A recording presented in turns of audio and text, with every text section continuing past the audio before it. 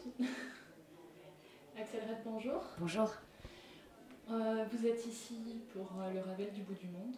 Est-ce que vous pouvez nous raconter un petit peu quelle est cette émission, quelle est cette aventure qui va se préparer? C'est-à-dire que c'est une émission qui est déjà, je crois que c'est le point le plus important, qui est très très proche des gens. Et en plus, Adrien, c'est quelqu'un qui n'a que des projets qui sont proches de l'être humain, donc que ce soit des projets écolos, ici dans le cadre de Burundi, c'est aller aider les pays qui sont en pauvreté. Donc c'est vraiment que des beaux projets. Et en fait pour UNICEF c'est vraiment très intéressant de pouvoir collaborer avec eux parce que UNICEF veut toucher le plus de gens possible et donc quand on voit le nombre de journalistes qui sont là, c'est magnifique. Oui.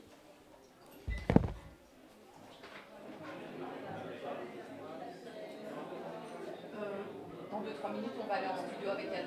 Ok. On va recommencer, je vais faire ça plus court parce que c'est long. Voilà. C'est reparti. Repose-moi la question. Ouais. On est là pour les Ravels du bout du monde. Est-ce que vous pouvez nous parler de ce projet et pourquoi ça vous a... C'est un projet magnifique. Comment on appelle ça? Le Ravel du bout du monde. Du bout du monde, ok. Le Ravel du bout du monde, c'est un beau projet parce que... comment je vais commencer? Je pose une autre question. Oui, je vais commencer autrement. En fait, je vais parler d'UNICEF et de leur association, ouais. C'est ça? Le Ravel du bout du monde. Du bout du monde, hein? Ok.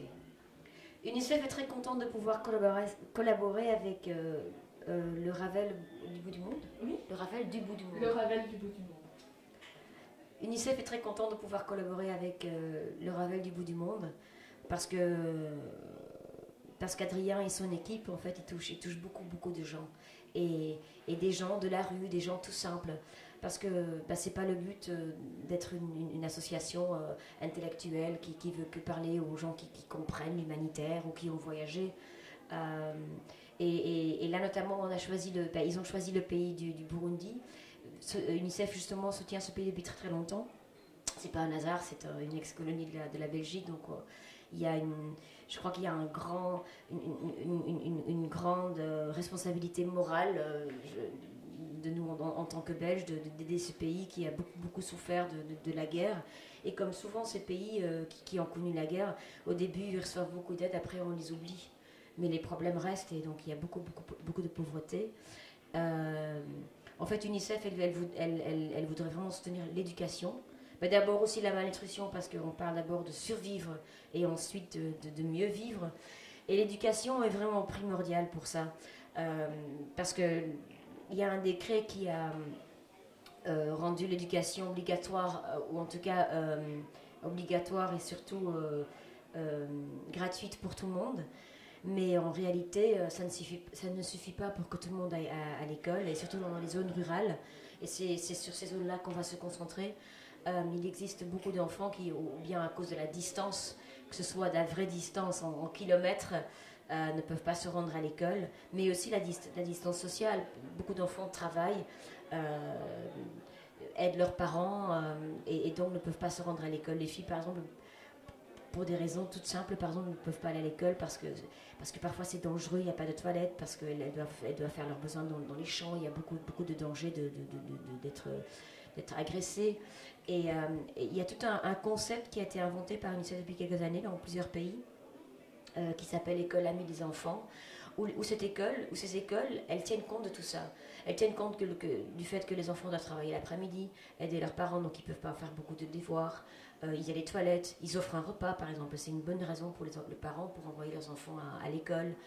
Ils accueillent par exemple aussi les enfants handicapés. En même temps, il existe des programmes d'éveil des tout petits pour les préparer à l'école primaire. Donc en même temps aussi on veille à ce que le niveau des éducateurs, donc des enseignants soit plus élevé. Parce que en fait, les zones rurales, c'est très difficile pour attirer les enseignants. Ils vont plus facilement aller donner cours dans les zones urbaines. Et donc UNICEF essaie de les attirer, leur donner aussi des formations. Des formations pour pouvoir donner un enseignement plus moderne. Et puis aussi, tout simplement, par exemple, fournir. Les gens ne se rendent pas compte, mais j'ai vu des enfants au Congo, au Libéria, qui ne savaient pas aller à l'école parce qu'ils n'avaient simplement pas le cartable, ou parce qu'il leur manquait un crayon, un enseignant qui ne savait pas donner cours parce qu'il lui manquait la craie. Et donc tout ça, c'est... Je crois avec le soutien du Ravel du bout du monde, on pourra vraiment aider. Par exemple, avec 40 euros, on peut donner 40 enfants un petit kit scolaire pour pouvoir s'y rendre. Avec 75 euros, on peut donner un programme de 5 jours à un enseignant pour pouvoir mieux donner cours. Et donc voilà, et moi, en tout cas, moi j'y vais pour témoigner, pour rencontrer plein de gens, pour ensuite pouvoir raconter ça aux gens, pour les motiver. Ce ne sera pas difficile. Moi je pense que, voilà, une fois qu'en fait, avec le soutien de autant de journalistes, quand ce sera beaucoup médiatisé, et on voit ce programme qui vaut vraiment la peine, et tous ces gens qui s'investissent, je pense que les gens, il leur faut pas beaucoup pour les convaincre. Ce programme va être magnifique. Vous nous avez beaucoup parlé d'UNICEF, mais personnellement, en fait, votre engagement dans l'humanitaire, dans la proximité avec d'autres populations, pourquoi ça vous touche autant? Pourquoi ça semble nécessaire, en fait Parce que ce n'est pas juste qu'on vit dans un monde où il y a tant de richesses, et on vit dans un monde où on progresse tellement au niveau de l'éducation. Quand on voit les écoles privées qui existent, qui ont des programmes tellement avancés, où on donne dans plein de pays des chances à chaque enfant de pouvoir s'éduquer, suivre même des études de haut niveau. Et on voit qu'il existe encore tellement d'enfants dans le monde qui n'ont pas accès à ça, que ce soit filles ou garçons, plus des filles encore, elles sont encore plus vulnérables à ça. Moi, je trouve ça pas juste. Je trouve ça pas juste. On a un jour aboli l'esclavage. Il faut qu'on arrive à abolir la pauvreté. Il faut qu'on arrive à un monde où tout le monde ait les chances égaux. Et un pays qui est sous-développé, il faut lui donner la possibilité pour un jour devenir indépendant. Et l'indépendance, c'est à long terme, c'est parce qu'on a à un moment donné éduqué les jeunes. Et donc l'école primaire, il faut commencer par là, mais il faut aller plus loin que ça. Il faut leur offrir aussi une éducation d'école supérieure, ensuite pouvoir accéder à des bonnes universités. J'ai rencontré des enfants qui étaient brillants, qui étaient pleins de motivation, et il leur manquait les fonds pour pouvoir aller faire des autres études. Ces enfants-là, ce sont les ministres, ce sont les présidents de ces pays. Donc quand tu vois une fois ça, tu luttes. Et je suis très très fort sensible aussi aux droits des enfants et des filles et des femmes. En fait, tous les abus qui existent dans le monde. Et en fait, l'éducation est la meilleure façon de protéger ces filles et ces femmes contre ces inégalités, ces abus. Une fille qui va à l'école, elle est mieux armée. Et ensuite, si en plus ces filles peuvent aller dans la politique plus tard, je veux dire, on a une société qui évolue. Est-ce que vous êtes une artiste reconnue? Est-ce que cette reconnaissance et cette célébrité vous permet justement de défendre, et vous l'utilisez pour défendre les causes qui vous intéressent personnellement? Absolument, absolument. Je veux dire, franchement, j'ai longtemps en fait...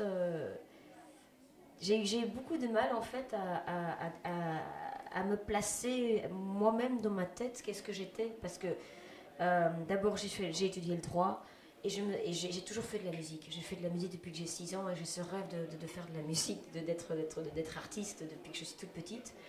En même temps, j'ai fait le droit, j'ai fait même le droit international et je voyageais déjà en tant qu'étudiant avec le sac à dos dans des pays sous-développé parce que c'est un peu vicieux, mais c'est parce que là-bas c'est beau, c'est pas encore changé. On découvre encore la culture intacte, mais en même temps il y a beaucoup de pauvreté. Et donc tout de suite, en fait, tu es confronté à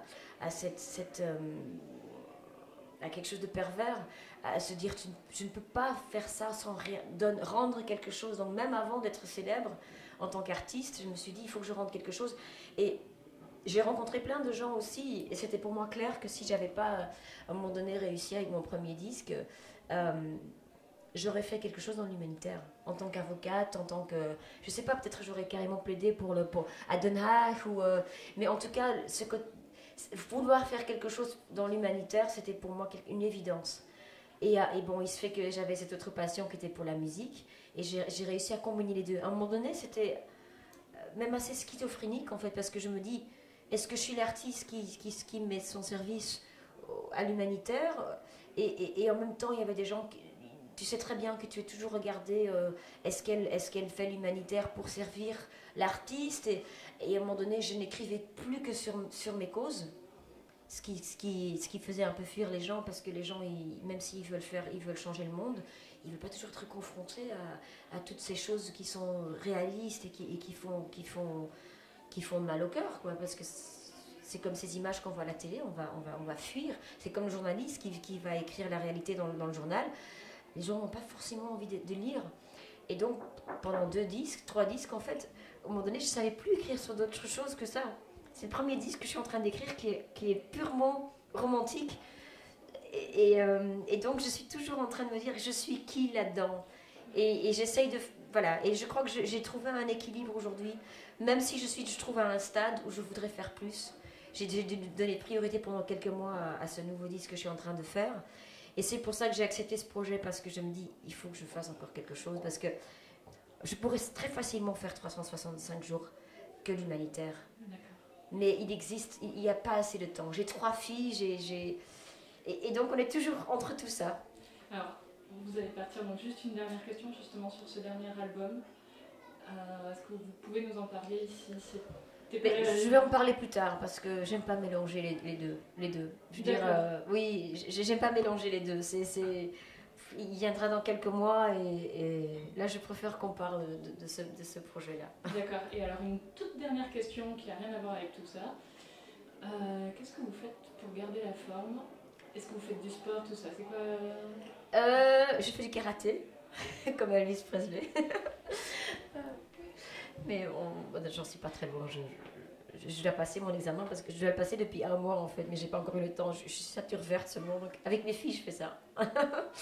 Donc je vais redanser, et sinon j'essaye de dormir. J'essaye d'avoir le minimum de sommeil. Et en fait, quand je suis comme maintenant, quand c'est très très très chargé, comme maintenant, je fais très attention à ce que je mange. Donc je mange pas de sucre, j'essaie de manger beaucoup de légumes. Mais tout dépend des périodes. Par exemple, quand je suis en période de création et que je dois terminer mes paroles, je mange beaucoup de chocolat. Et donc en fait, mais là je suis moins sous stress, et donc je le digère mieux. Et donc voilà. Et là par exemple, ces derniers temps c'était très très fatigant. Je suis allée à New York, je suis rentrée un jour, j'avais un concert, je suis allée à Memphis, je suis rentrée un jour. Là je suis rentrée 2 jours. C'est pas toujours comme ça, parce que j'ai 3 enfants et je veux m'en occuper. Mais j'essaye de dormir partout, en fait. Comme le faisait Winston Churchill, ou ces grands hommes de guerre dans le temps, je fais des power naps, comme on dit. C'est des petits moments où tu récupères. Et donc le sommeil, c'est quand même important. Et puis,